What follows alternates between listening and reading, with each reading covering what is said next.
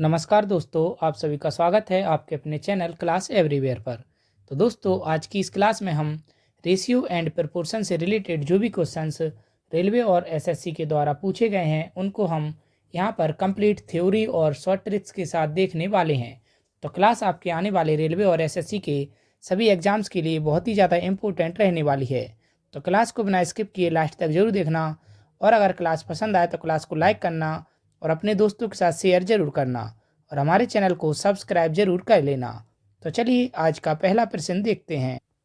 तो आज का पहला प्रश्न है, यदि एक कारखाने में मजदूरों की संख्या में कटौती 15:11 के अनुपात में हो और उनकी मजदूरी 22:25 के अनुपात में बढ़ाई जाए तो उनकी कुल घटी हुई मजदूरी का अनुपात ज्ञात करें। तो नंबर ऑफ वर्कर्स अगर हम देखें तो उनका रेशियो क्या कर रहे हैं, ये घटा रहे हैं। तो नंबर ऑफ वर्कर्स जो है क्या हो रहे हैं, वो हो रहे हैं 15:11, यानी 15 से कितने हो रहे हैं, 11। और उनकी जो वेजेस यानी कि उनकी जो मजदूरी है वो कितनी हो रही है, 22 से 25, यानी कि 22:25 मजदूरी इनकी बढ़ाई जा रही है, और जो नंबर ऑफ वर्कर्स हैं उनको घटाया जा रहा है। अगर हम नंबर ऑफ वर्कर्स का वेजेस यानी कि मजदूरों की जो संख्या है उनकी जो मजदूरी है उससे मल्टीप्लाई कर देंगे तो हमें क्या निकल आएगा, उनका कुल एक्सपेंडिचर यानी कि उनका कुल खर्च निकल आएगा। तो इसके बाद हम क्या करते हैं कि इनको आपस में मल्टीप्लाई कर देते हैं। तो नंबर ऑफ वर्कर्स और वेजेस का जब हम आपस में मल्टीप्लाई कर देंगे तो हमारे पास क्या निकल के आएगा, तो हमारे पास इनका एक्सपेंडिचर यानी कि इनका खर्च निकल के आएगा। तो एक्सपेंडिचर हम यहाँ पर निकालेंगे तो वो कितना आएगा, 15 × 22। और दूसरी बार जब 15 से 11 मजदूर हो गए और इनकी जो मजदूरी थी वो 22 से 25 हो गई, तो क्या हो जाएगा यहाँ पर 11 × 25। और जब हम इनका रेशियो निकालेंगे तो हमसे पूछा है कुल घटी हुई मजदूरी का अनुपात ज्ञात करें। तो यहाँ पर हमने एक कुल मजदूरी निकाल ली है, तो इनका रेशियो निकालने के लिए क्या करेंगे, 11 से जाएगा 2 बार, 5 × 3 15 और 5 × 5 25। तो इनका रेशियो निकल आएगा 3 × 2 6:5। तो इनकी जो घटी हुई मजदूरी है उसका अनुपात निकल आया 6:5। तो इसका करेक्ट आंसर क्या हो जाएगा, करेक्ट आंसर हो जाएगा ऑप्शन ए। अगला प्रश्न देखते हैं। तो एक पुस्तकालय में कहानियों की पुस्तकों और अन्य पुस्तकों का अनुपात 7:2 है। तो जो स्टोरी बुक्स हैं यानी कि कहानियाँ की जो पुस्तकें हैं उनका, और जो अन्य पुस्तकें हैं यानी कि अदर जो पुस्तकें हैं उनका रेशियो क्या दिया है हमको, 7:2। अब हमसे कहा गया है और उनमें 1512 कहानियाँ की पुस्तकें हैं, यानी स्टोरी बुक्स जो हैं वो कितनी हैं, 1512। कुछ और कहानियों की पुस्तकों का संग्रह किए जाने से उक्त अनुपात 15:4 हो जाता है। जब कुछ कहानियों की पुस्तकें और आ जाती हैं तो यह रेशियो कितना हो जाता है, 15:4। अब यहाँ पर आप एक चीज़ ज़रूर ध्यान से देखिए कि यहाँ पर क्या हुआ है कि जो स्टोरी की बुक्स हैं वो प्लस हुई हैं, स्टोरी की बुक्स प्लस हुई हैं, लेकिन यहाँ पर जो अदर बुक्स थी वो कहीं भी प्लस नहीं हुई। तो अदर्स बुक्स जब कहीं भी प्लस नहीं हुई तो जो अदर्स बुक्स हैं वो उनका रेशियो समान होना चाहिए, लेकिन यहाँ पर रेशियो दिया है 2 और यहाँ पर दिया है 4। क्या करेंगे हम रेशियो को समान करने के लिए, यहाँ पर अगर 2 से मल्टीप्लाई कर देंगे तो रेशियो समान हो जाएगा। और जब मल्टीप्लाई करते हैं तो पूरे रेशियो में हम मल्टीप्लाई करते हैं, तो 2 × 7 कितना हो जाएगा, 14, 2 × 2 4। तो रेशियो निकल के आएगा हमारे पास कितना, 14:4। अब यहाँ पर हम देखेंगे कितनी पुस्तकें ऐड हुई हैं, तो +1। तो 1 यूनिट की वैल्यू हमको दी है, तो +1 यहाँ पर ऐड हुई हैं, तो 1 यूनिट की वैल्यू हम निकालेंगे तो 14 यूनिट की वैल्यू हमको दी है कितनी, 1512। क्योंकि इसमें दिया है कि 1512 कहानियों की पुस्तकें हैं, तो अगर स्टोरी बुक्स 1512 हैं तो 14 यूनिट बराबर 1512 और 1 यूनिट की वैल्यू निकल के आएगी 108। तो इस तरीके से हमसे पूछा है कहानियों की और कितनी पुस्तकों का संग्रह किया गया। तो कहानी की पुस्तकें कितनी जोड़ी गई, +1 यूनिट। तो 1 यूनिट की वैल्यू है 108, तो कहानी की जो पुस्तकें थीं उनका 108 और लाई गई। तो इसका करेक्ट आंसर हो जाएगा ऑप्शन ए। अगला प्रश्न देखते हैं। तो समान ऊंचाई की 2 मोमबत्तियां क्रमशः 8 तथा 6 घंटे में पूरी जल जाती हैं। यदि दोनों को एक समय पर तथा उनको निश्चित दर से जलाया जाता है तो कितने समय बाद उनकी ऊंचाई का अनुपात 2:1 रह जाएगा। तो हमको टाइम दिया है क्या कि एक मोमबत्ती 8 घंटे बाद और एक मोमबत्ती 6 घंटे बाद पूरी तरीके से जल जाती है। अब हमसे पूछा है कि यदि दोनों को एक समय पर जलाया जाता है तो कितने समय बाद उनकी ऊंचाई का अनुपात 2:1 रह जाएगा। तो सबसे पहले हम क्या करेंगे, ऐसे क्वेश्चन में सबसे पहले हम जो टाइम दिया है उसका एलसीएम ले लेंगे। तो इनका एलसीएम कितना आएगा 24। तो 24 सेंटीमीटर हाइट इस मोमबत्ती की मान लेंगे, 24 सेंटीमीटर हाइट इस मोमबत्ती की भी मान लेंगे। तो दोनों मोमबत्ती की हाइट मान ली हमने कितनी 24 सेंटीमीटर। और इसी के साथ आपको एक फॉर्मूला याद रखना है। तो डिस्टेंस इक्वल टू क्या होता है, डिस्टेंस इक्वल टू होता है स्पीड, स्पीड इक्वल टू क्या होता है, डिस्टेंस इक्वल टू होता है speed upon time, speed into time. Distance बराबर हो जाएगा स्पीड इनटू टाइम। और अगर हम डिस्टेंस बराबर होगा स्पीड इनटू टाइम और इसी के साथ अगर हम स्पीड निकालेंगे तो क्या आएगा, डिस्टेंस अपॉन टाइम। तो स्पीड निकालने के लिए आएगा हमारा formula speed equal to distance upon time.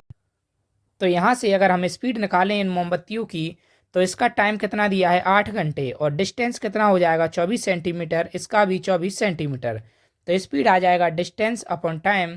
तो डिस्टेंस है 24 और टाइम है 8। तो इसकी स्पीड निकल के आएगी कितनी 3 सेंटीमीटर पर आवर। इसकी स्पीड अगर हम निकालेंगे तो कितनी आ जाएगी 24/6 इक्वल टू कितना आ जाएगा 4 सेंटीमीटर पर आवर। तो इसकी स्पीड निकाल ली हमने और इसकी स्पीड निकाल ली।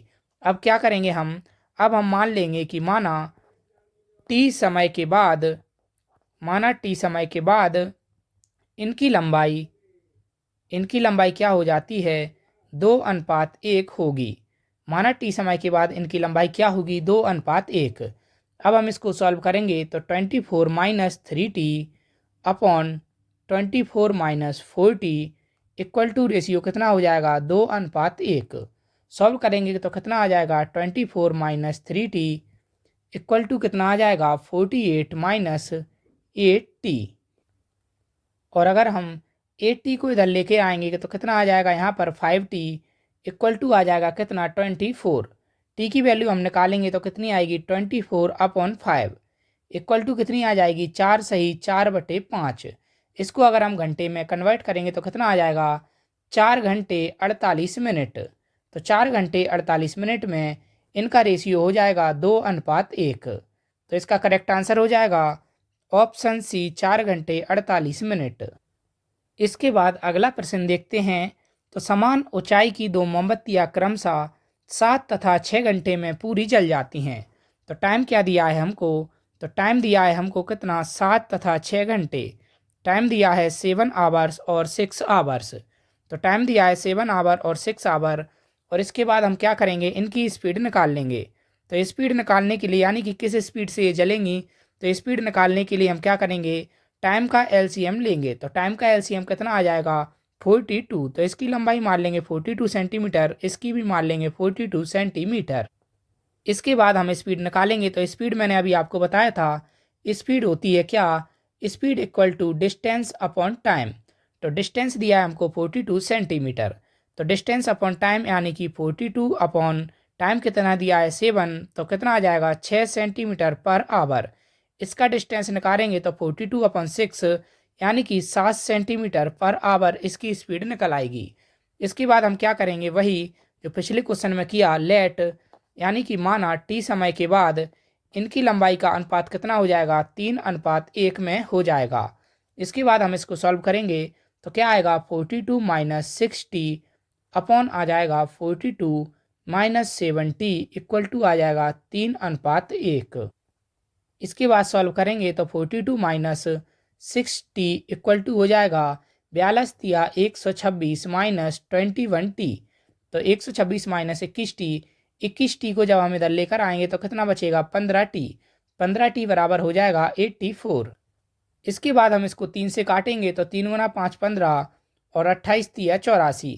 टी का मान निकल के आएगा कितना 28/5 यानी कि 5 सही 3/5। इसको अगर हम घंटे में कन्वर्ट करेंगे तो क्या निकलेगा 5 घंटे और 36 मिनट। तो 5 घंटे 36 मिनट में इनका रेशियो हो जाएगा 3:1। तो इसका करेक्ट आंसर हो जाएगा ऑप्शन ए। और घंटे में बदलने के लिए हम क्या करते हैं, जैसे कि ये दिया है हमको 5 सही 3/5। तो 5 तो घंटे हो गए, तो 5 कितना हो गया 5 हो गया आवर। यहाँ पे मैं बता रहा हूँ कि घंटे में कैसे बदलते हैं। तो 5 आवर हो गया, 3/5 को अगर मिनट में बदलना है तो क्या करेंगे हम 60 से मल्टीप्लाई कर देंगे। 12 पंजे 60 और 12 गुणा 3 36, तो क्या आ जाएगा 36 मिनट। इस तरीके से हम टाइम को निकालते हैं। अगला प्रश्न देखते हैं। तो एक शिकारी कुत्ता खरगोश का पीछा करता है और खरगोश की 7 छलांगें लेने पर कुत्ता 6 छलांगें लेता है, लेकिन कुत्ते की 5 छलांगें खरगोश की 6 छलांगों के बराबर है। तो कुत्ते और खरगोश की गतियों का अनुपात बताएं। तो लीप लेंथ हमको क्या दी है यहाँ पर, लीप यानी रहता है क्या छलांग। तो लीप लेंथ दी है हमको यहाँ पर क्या दी है कि अगर जो कुत्ता है वो 5 छलांगें लेता है तो खरगोश 6 छलांगें लेता है। तो जो कुत्ते की 5 छलांगें हैं वो खरगोश की 6 छलांगों के बराबर हैं। तो डी अपॉन यानी कि डॉग की छलांग और रैबिट की छलांग का रेशियो निकल के आएगा कितना, 6/5, यानी कि 6 मीटर पर लीप, और रैबिट का निकल के आएगा कितना, 5 मीटर पर लीप। तो इस तरीके से हमने इनकी एक छलांग का जो डिस्टेंस था वो निकाल लिया। इसके बाद हमको क्वेश्चन में दिया है कि डॉग और रैबिट। तो क्वेश्चन में दिया है कि एक शिकारी कुत्ता खरगोश का पीछा करता है और खरगोश की 7 छलांगें लेने पर कुत्ता 6 छलांगें लेता है। टाइम अगर हम दोनों का कांस्टेंट यानी कि 1 मान लेंगे तो क्या करता है, उसी समय में कुत्ता 6 छलांगें लेता है और खरगोश 7 छलांगें लेता है। और डॉग की एक छलांग की जो लेंथ है वो कितनी है, वो है 6 मीटर पर लीप। तो डॉग की है 6 मीटर पर लीप और रैबिट की है कितनी, 5 मीटर पर लीप। और इसी के बाद अगर हम क्या करेंगे, हमसे पूछा है तो कुत्ते और खरगोश की गतियों का अनुपात बताएं। तो इनकी स्पीड का अगर हमको रेशियो निकालना है तो क्या करेंगे, कुत्ता का जो हमने टाइम था और जो रैबिट का टाइम था वो हमने कांस्टेंट माना, यानी कि जितने समय में 6 छलांगें लेगा कुत्ता उतने समय में जो खरगोश है वो 7 छलांगें लेगा। एक छलांग की जो लेंथ है वो है 6 मीटर कुत्ते की और खरगोश की है 5 मीटर। इनका अगर हम मल्टीप्लाई कर देंगे तो इनकी स्पीड निकल आएगी। तो 6 × 6 और 7 × 5, तो रेशियो निकल आया इनका स्पीड का 36:35। तो इसका करेक्ट आंसर हो जाएगा 36:35, ऑप्शन ए। इसके बाद अगला प्रश्न देखते हैं। तो एक शिकारी कुत्ता खरगोश का पीछा करता है और खरगोश की 3 छलांगें लेने पर कुत्ता 4 छलांगें लेता है। तो डॉग क्या करता है, डॉग जब 3 छलांगें लेता है तो जो रैबिट है वो 4 छलांगें लेता है। तो टाइम यहाँ पर हम क्या करेंगे, टाइम हम मान लेंगे 1, यानी कि टाइम को कांस्टेंट मान लेंगे। और इसके साथ अब हम क्या करेंगे, अब हम निकालेंगे लीप लेंथ, यानी कि जो छलांग की लंबाई है उसको हम निकालेंगे। तो हमको दिया है कि कुत्ते की 2 छलांगें, तो 2 छलांगें डॉग की बराबर है कितनी, खरगोश की 3 छलांगों के। तो डी अपॉन आर निकल के आएगा कितना, 3/2। तो डी अपॉन आर निकल आया 3/2, यानी कि जो डॉग की जो छलांग है वो है 3 मीटर पर लीप, 3 मीटर पर लीप, और रैबिट की जो छलांग है वो है 2 मीटर पर लीप। इस तरीके से हमने दोनों का जो छलांग की लेंथ थी वो निकाल ली। इसके बाद हम क्या करेंगे, स्पीड निकालेंगे, क्योंकि हमसे पूछा है कि कुत्ते और खरगोश की गतियों का अनुपात बताएं। तो स्पीड निकालने के लिए क्या करेंगे हम, कि 3 छलांगें लेता है और एक छलांग रहती है 3 मीटर की। तो कितनी छलांगें लेगा, 3 × 3 कितनी, 9, यानी 9 मीटर यह है। 3 छलांगें लेगा तो 9 मीटर यह है आगे बढ़ेगा। और इसकी छलांग कितनी है, 4 छलांगें लेता है और एक छलांग है 2 मीटर की। तो 4 × 2 जब करेंगे हम, यानी कि 4 छलांगें लेगा तो एक छलांग है 2 मीटर की, तो कितना आगे बढ़ेगा, 8 मीटर। तो इनका रेशियो कितना हो जाएगा, 9:8। तो इसका करेक्ट आंसर हो जाएगा 9:8, यानी कि ऑप्शन ए। इसके बाद अगला प्रश्न देखें। तो किसी निर्माण कार्य के लिए बिजली का बिल अंशतः निश्चित और अंशतः खपत हुई बिजली की यूनिट के साथ बदलता है। किसी महीने में 540 यूनिट की खपत होती है तो बिल 1800 रुपये आता है। तो जब 540 यूनिट की खपत होती है तो बिल कितना आता है हमारे पास, 1800 रुपये। और इसी के साथ दिया है किसी अन्य महीने में 620 यूनिट की खपत होती है और बिल 2040 रुपये आता है। जब 620 यूनिट की खपत होती है तो बिल आता है कितना, 2040 रुपये। यदि किसी महीने में 500 यूनिट की खपत होती है तो उस महीने का बिल कितना होगा। तो यहाँ पर हमको क्या दिया है, जो यूनिट हैं वो कितने बढ़ रहे हैं। तो 540 में जब 80 जोड़ेंगे तो कितना हो जाएगा, 620। तो 80 यूनिट जब यहाँ पर बढ़ रहे हैं तो बिल कितना बढ़ रहा है हमारा, यहाँ पर रुपए बढ़ रहे हैं कितने, 240। तो 80 यूनिट की जब हम वैल्यू निकालेंगे तो 80 यूनिट की वैल्यू दी है हमको 240 रुपये। तो एक यूनिट की वैल्यू अगर हम निकालेंगे तो 1 यूनिट की वैल्यू 8 गुणा 3 24। तो 1 यूनिट की वैल्यू निकल के आई कितनी, 3 रुपये। इसके बाद हमको क्वेश्चन में दिया है किसी निर्माण कार्य के लिए बिजली का बिल अंशतः निश्चित और अंशतः खपत हुई बिजली की यूनिट के साथ बदलता है। तो अंशतः इसका कुछ बिल निश्चित रहता है, यानी अगर आप बिजली उपयोग ना भी करें तब वो बिल आपको देना होगा। तो अगर हम क्या करें, इसका आगे सॉल्यूशन करें तो 540 यूनिट पहले खपत करता था, 1 यूनिट की वैल्यू कितनी है, 3।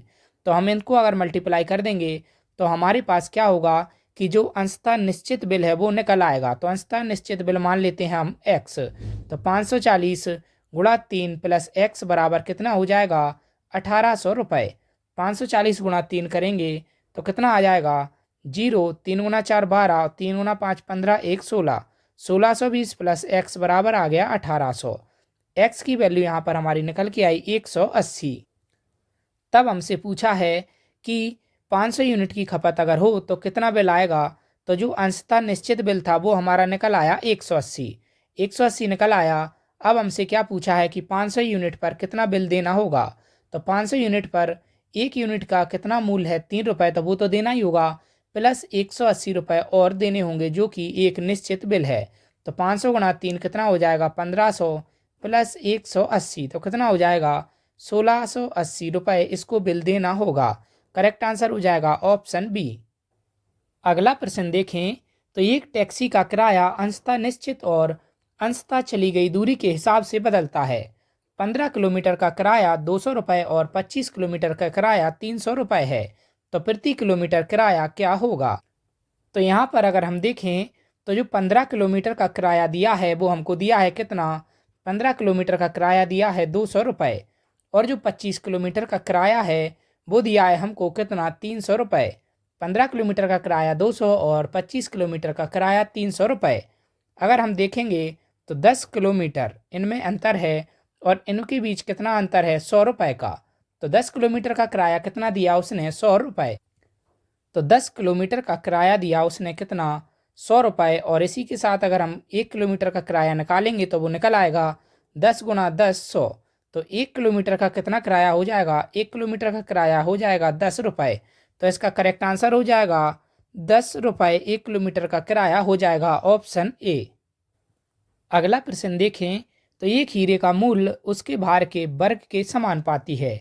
एक व्यक्ति इस हीरे को 3:2:1 के अनुपात में तोड़ता है तो उसे 4620 रुपये का नुकसान हो जाता है।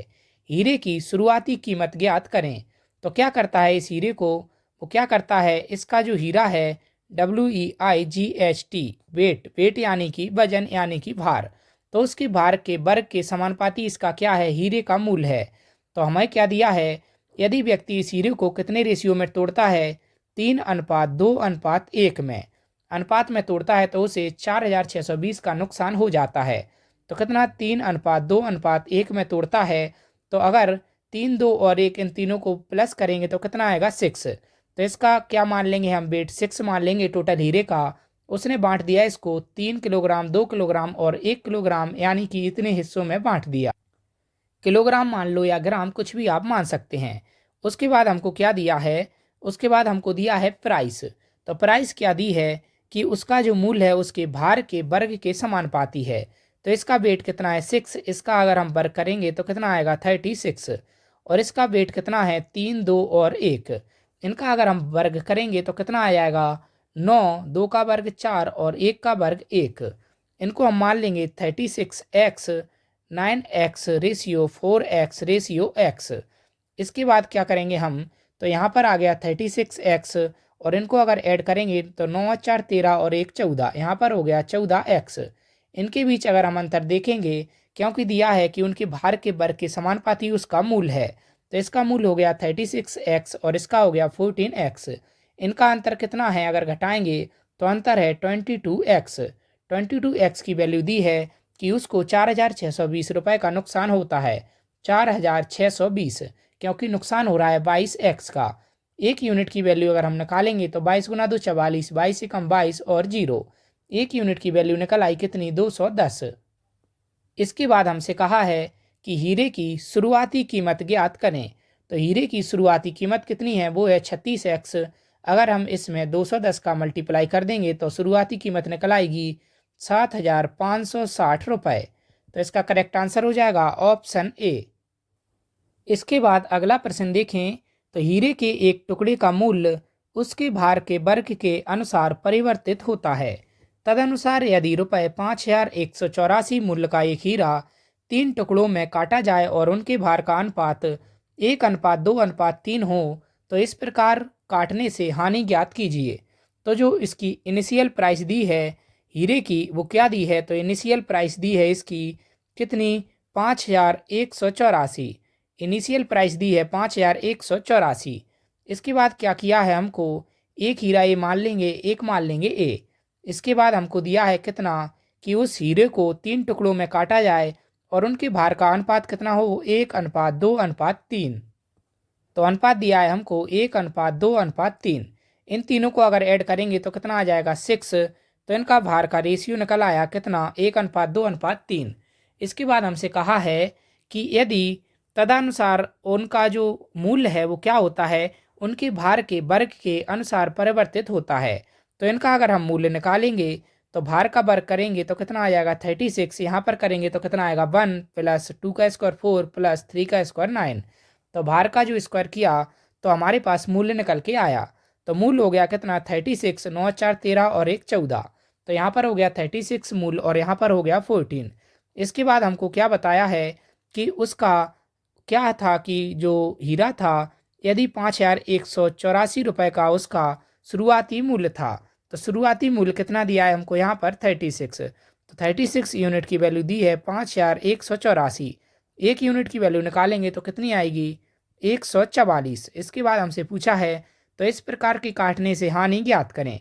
तो हानि कितने यूनिट की हुई, तो 36 में है जब 14 जाएगा माइनस करेंगे तो कितना बचेगा 22।